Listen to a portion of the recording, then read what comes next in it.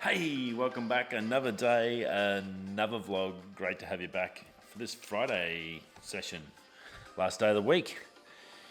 I'll tell you what, I'm nearly broken. Yeah, peripherals already for the new laptop. Just about broke me last night, and today, a while back when I just about bought a new computer and was preparing for the USB-C swap over change after having USB-A all the time. I bought a OWC off eBay. I got a funny feeling I got stooged, but it's 6 months now. I don't think I can do anything about it, unfortunately. Anyway, so basically there's a fault with some of the docks, with the USB-C docks, that once the computer goes to sleep, then your mouse stops working. So I had the mouse plugged in, it was all working good. Fantastic, powers up the computer, one place to store everything. I don't need a big cord, I don't need the big power brick from Apple. I could just have one charge point and then multiple things, cards, SD cards, the whole works in there. So it was really good, it's a good idea. I think whoever sold it to me obviously had issues and then couldn't fix it and then just handballed it to me. I think that's where I'm at the moment. I'm waiting to hear back from OWC because I contacted them last night and they're really good customer service wise.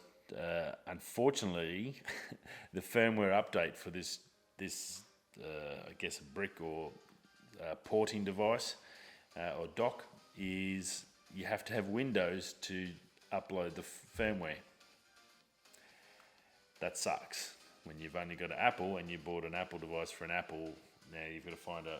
So anyway, I had to work out how to use Boot Camp to install Epoxy Windows. Luckily, there was a free trial for 30 days, so I could put this thing in to download the firmware, to put the firmware onto this dock, and now it's not recognizing the dock at all. Connected yesterday, and now it won't connect. It's like, And I spent like an hour last night trying to get the boot camp right, and it crashed straight away when I tried to upload it and set it up. So I had to uninstall everything this morning, reinstall it all. I finally got to where I've got the firmware ready to go, and now this dock will not talk to my computer. And unfortunately, OWC's in the States, so they're closed. Spewing. So I've got to wait for them tonight to wake up on their Friday morning and try and contact them and see if they can give me some ideas on what I can and can't do. It's not a mega dollar dock. It's like $120 US. But yeah, it's a bit painful. It was going to make things a lot easier. I can still do things with the USB-C, but I've only got one USB-A to USB-C, so I've got to, if I want to put my hard drive in to do my constant backup, I've got to pull the mouse out and do that. And when you're doing heaps of stuff, especially on Premiere Pro and all that, the touchpad is just pretty much useless. I hate using it anyway. I just don't like it on any computer. I much prefer having a mouse that I can control and do and not look, and instead of having to try to do that and work out there. But that's just me, personal preference probably. It's probably a little bit silly, but it has taken up, it took up at least 3 hours this morning of trying to stuff around with that, and then I've sent them off an email, and then I'm going to have to spend more time on it tonight to see if it's a total write-off or if any way they can help me. I may have to send it back to the States to them to see if they can have a look at it. Hopefully it's under some sort of warranty. I'm not sure. Fingers crossed. They are a pretty good mob, so I'm hopeful they can do something to help the situation. But yeah, just one of those things where you do all the right things, you get prepared, ready to go, and it all turns to shit. What do? You just keep moving. So yeah, obviously because of that reason and all the setup and those few teething dramas and backing up and all the stuff you have to do with the new computer, I didn't get any work done last night, and probably likely I'm not going to get much done tonight. If I don't have that mouse, I have the mouse and I can do stuff. I'm going to try and get some work done tonight, I'm not sure.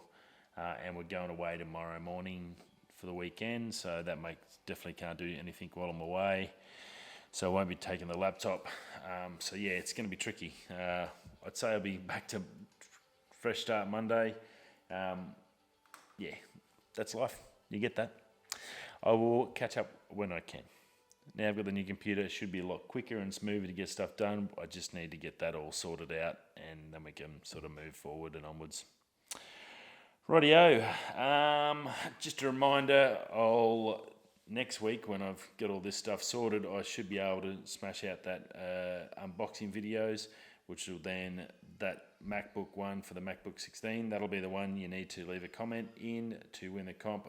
The cutoff will be July the 18th, so just keep aware of that. I'll remind you once I've got the video up, and I'll put a link in the video description as well about the competition to remind everyone about it, so just a heads up. Now, Sigma, I did talk to you last 2 days about the Sigma launch, and they promoted a big launch and a big release, new updates and all that, rada. And I got the time wrong, and I told you about the adjusted time, and I got to sit down and watch it last night after dinner. And I have to say I was pretty disappointed. One lens, one stinking lens, and it's only for Sony. That was the whole launch for one lens. All the promotion, all the everything. So it wasn't a release in one lens. It was Sigma updates. Come see what we've got. And it was the 100 to 400 lens, two tele adapters, and that's about it. What do you say?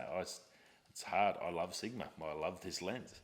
But I was pretty pissed off after all the build-up to get one epoxy lens.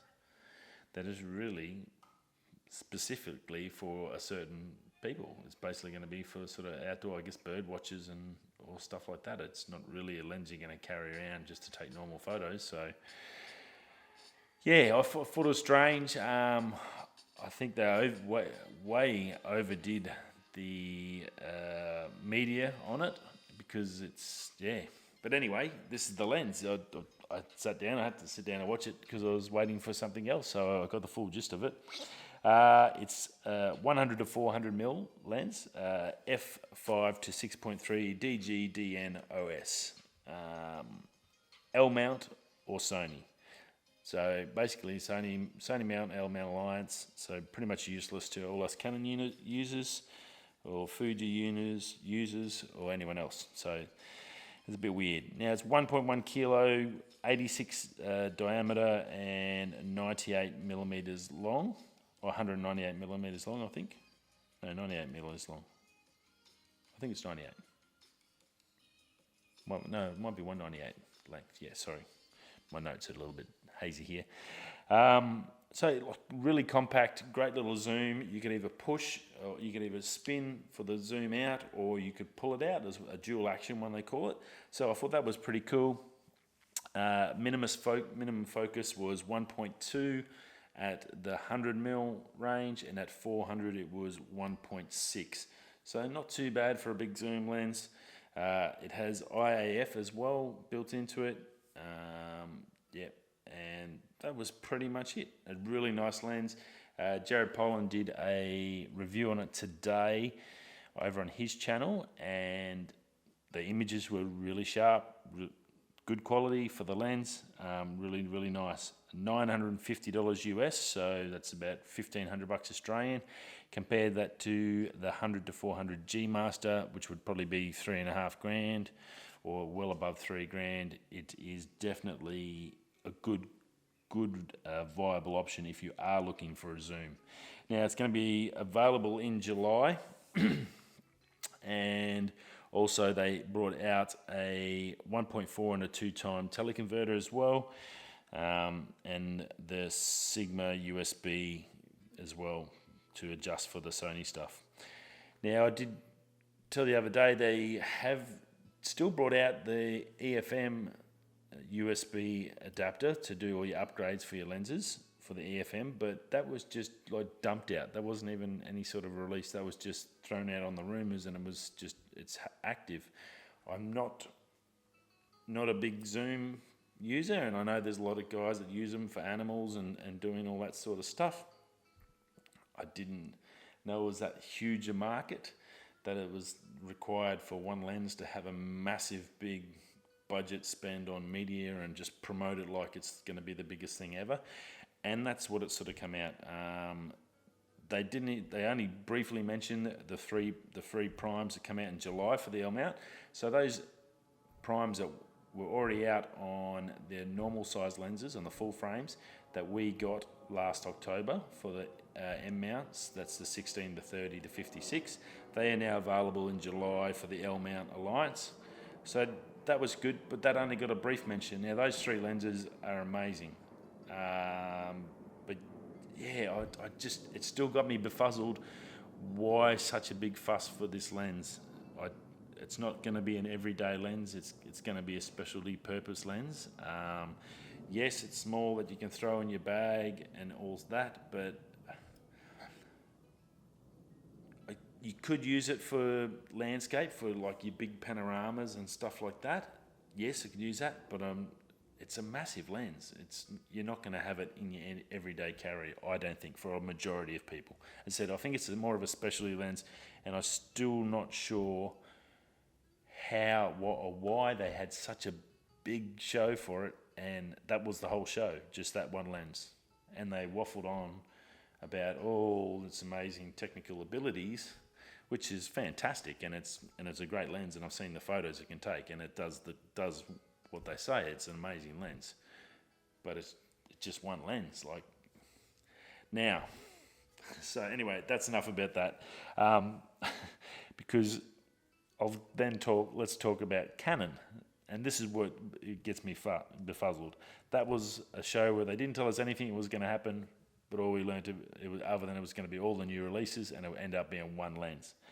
Canon rumors have finally confirmed that the big release for Canon, is the 9th of July.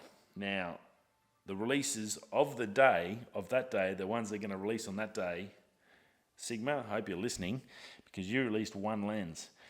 Canon's going to come out in one day, the 9th of July, and release the R5, the R6, the 50mm 1.8, the 70-200 f4, the 85 f2 macro, the 100-500 f4 to 7.1, the 600 f11, the 800 f11, the 1.4, and a 2-time teleconverter as well. That's a release. That's a big event. Not one lens. And that's why it just sort of blew me head off that you just went all out, and then it was only for one lens. And then today we find out that Canon's releasing all that in one event, which is what it should be. Come out, just, you don't have to waffle on for an hour and a half about the one lens. No one cares. They just want to, what is it? What's the specs? What can it do? Why is it better? And how much does it cost? Bang, next. Then throw it in the hands of all the reviewers to review, because no one trusts companies. They trust reviewers. That's why YouTubers do so well, because they're there to give honest reviews, real world reviews of people that actually use them to show what they can and can't do. That's why everyone comes to YouTube, to find out if anything's any good. Yeah.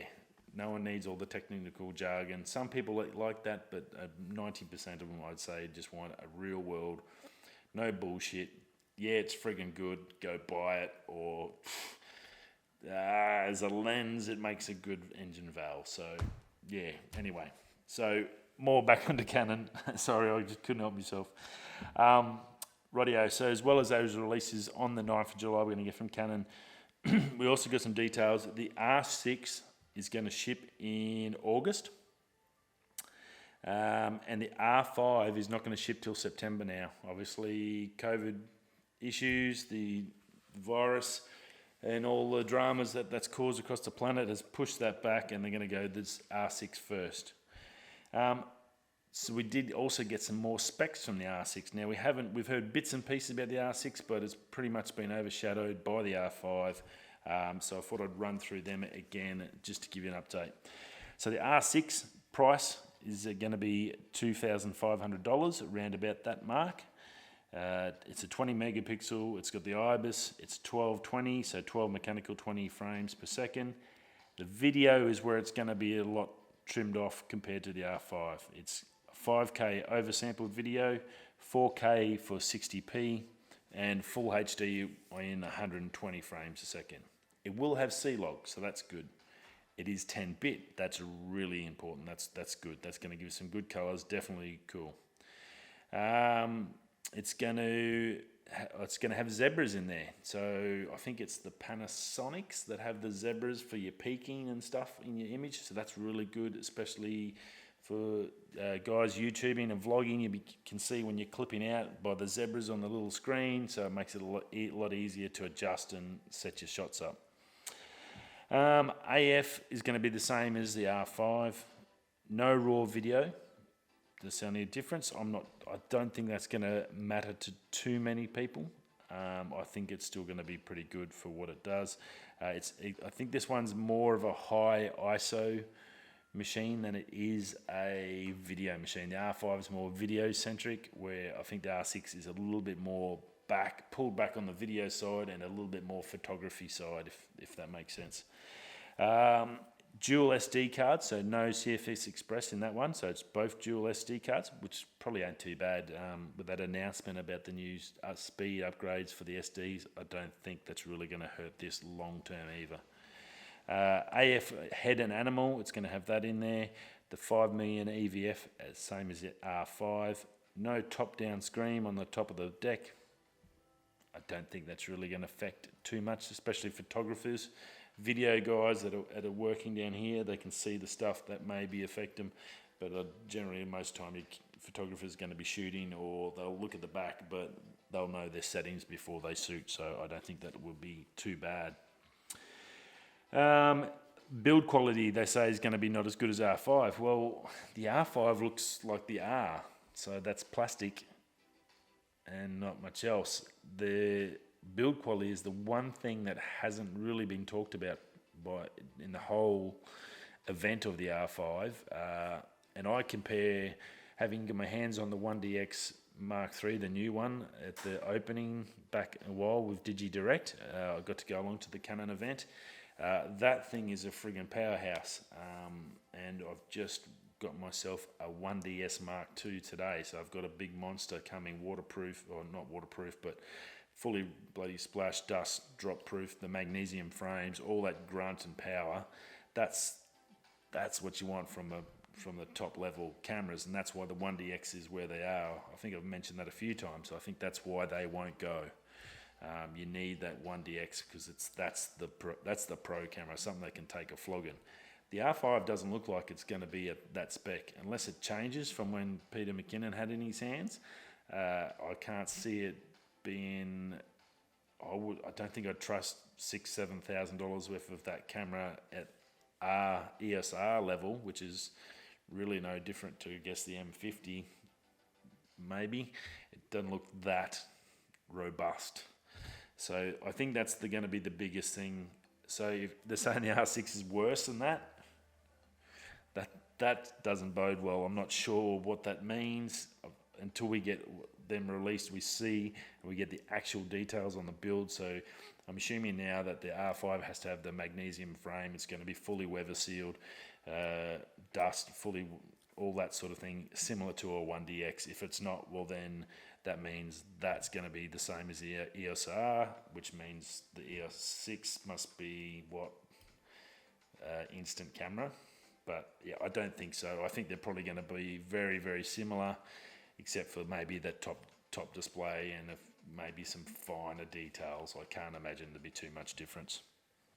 Especially being a photographer's camera, it's probably should be more often, that one should be more weather sealed than the video camera, because it's very rare you're out shooting video in the rain, whereas shooting photography is probably 90% of the time it's better to be in the rain shooting when it's wet. So that's very interesting, that part, I thought. Bluetooth is only going to be 4.2. The R5 is a 5.0, so I guess that is going to make a difference. I know with the M50, when I've got the app on to connect so I can control it for my long exposures, it's a pain in the ass, and that Canon app constantly drops out, but that's also through wireless, not through Bluetooth. So I'm not sure what the Bluetooth, maybe that's got something to do with the cloud, but again, that comes through wireless through your phone to go up to the cloud. So the Bluetooth is more so for like just remote controls and stuff like that. I don't see that being a major issue. The Wi-Fi is the important stuff. Does it have Wi-Fi 6 in it? That's what we need to know. Not Bluetooth doesn't really mean much. The Wi-Fi is, which is currently crap in this camera, because it constantly drops out. That needs to be Wi-Fi 6 standard, which is the current, all the new things are coming out with Wi-Fi 6. It's a better quality, higher range, further distance away. That's what we want. That's what they haven't said anything about. They're talking about Bluetooth, which really doesn't mean much. And yeah, that's pretty much it on that. So the R6, I think, as I said on Canon Rumors, it's probably going to be, they talked about a higher ISO. There was no specs on the ISO anywhere in there, and I don't think we got any for the R5 as well. But I think from what he was saying is the R5 is more video and the R6 will be more photography based. So I guess that's not too bad, considering their massive price drop down to 2,500 from the round about 4,000 we're looking for the R5. That's gonna, I think they'll sell a hell of a lot more R6s than what people have been thinking. R5 sounds good, but that 1,500 bump just to get video, I don't think you'll see people really jumping at it for that extra price, for that 1,500 US. Rightio. Last but not least for the week, Apple, the new Apple, my new MacBook. Obviously, I said to you yesterday, I think, mine only just come the other day after 3 weeks wait. Well, 3 days ago, 4 days ago now, they upgraded, or didn't really upgrade. They didn't even release anything. They just put it on their website. Someone noticed it. The new graphics card, that's a 5600M. Now that card, some of the guys in the States have already got these laptops in. As soon as they got it, they ordered it straight away. They now have them, and they've already been benchmarking them. 50% improvement in graphics power. So just insane. So if you haven't bought one as yet, or you're just about to buy one, definitely go back and have a look at that. It is Australian $1,000 more, American $600 more to get that, but the actual hardware is a lot better and twice as fast. So definitely worth it, I think.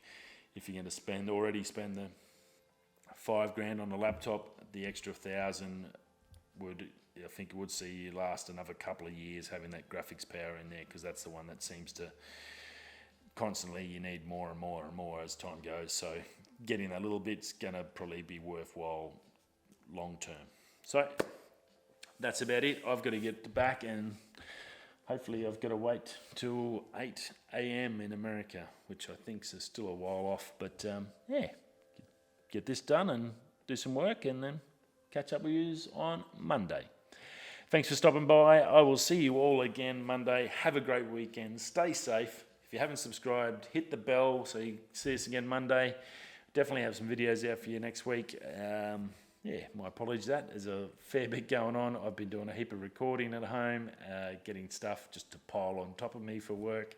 And yeah, now I've got to, and trying to get this computer sorted. So we'll get there. That's it from me. Yeah, that'll do. Rightio. Whether you're going that way, I'll catch you all on Monday. Ciao.